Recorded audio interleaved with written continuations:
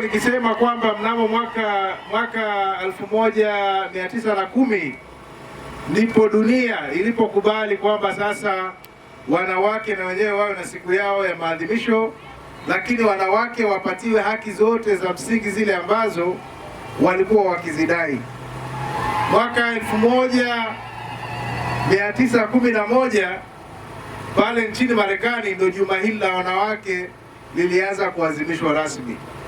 Sasa sisi tuna miaka 29 tangu tuanze maadhimisho haya, lakini maadhimisho haya yanalenga nini? Maadhimisho haya ni kama vile watumishi wa Mungu wanavyohubiri kuhusu watu kuacha dhambi kila siku, na kila Ijumaa na Jumapili na Jumamosi watu wanakutana wakiendelea kukumbushwa umuhimu wa kuacha dhambi. Na sisi juma hili linatukumbusha kila mwaka umuhimu wa wanawake kujihusisha katika nyanja mbalimbali za kimaendeleo, ikiwa ni pamoja na kushiriki siasa ili kuweza kushika nafasi za uongozi, ikiwa ni pamoja na kujihusisha na shughuli za kiuchumi, ikiwa ni pamoja na kuandaa mazingira bora ya kumpa mtoto wa kike elimu ili kumwandaa kuwa mwanamke bora baadaye. Tunafahamu hakuna mwanaume bora bila mwanamke. Hapa tumesifiwa kwamba kuna wanaume vinara. Mwanaume kinara sana anapimwa na mwanamke. Na kama yuko anayenibishia, hebu asimame aseme hakuna, mimi sipimwi na mwanamke. Alafu mwanamke mmoja aseme huyu hamna kitu, tuone nini kitatokea. Wangapi watamwamini yeye na wangapi watamwamini mwanamke? Kwa hiyo wanaume tunapimwa na wanawake, kwa sababu wanawake ndio wanaotuandaa kuanzia kutubeba tumboni miezi 9, kutulea mpaka tunakuja kuitwa vinara. Kwa hiyo ninawapongeza sana wanawake kwa kazi nzuri mnayofanya ya kulilea taifa. Taifa lolote lenye watu wenye maadili, wenye watu wanaojitambua, inatokana na mchango mkubwa wa mama zao, jinsi walivyowalea. Kinyume na hapo, tutakuwa na taifa ambalo halieleweki.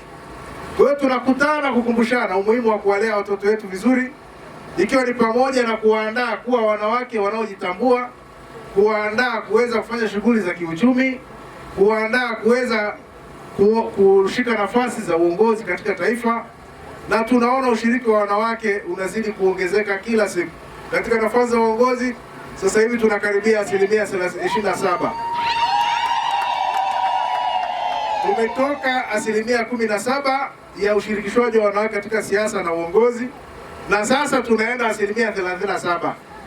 Hata tusipofika 50, mimi nasema hata 40 inaweza ikatosha, lakini wasinisikie. Mnafika 50? Mnafika 50 eh? Yeah, na kitakachotufikisha asilimia 50 sio upendeleo, sio viti maalumu, ni uwezo wa vichwa vyetu. Mwenyezi Mungu alipomuumba mwanadamu alimweka porini kama pale, lakini ndani ya kichwa chake alitengeneza programu iliyokuja kutengeneza ndege. Mwanadamu hakuumbwa na mabawa, lakini sasa hivi anapita angani.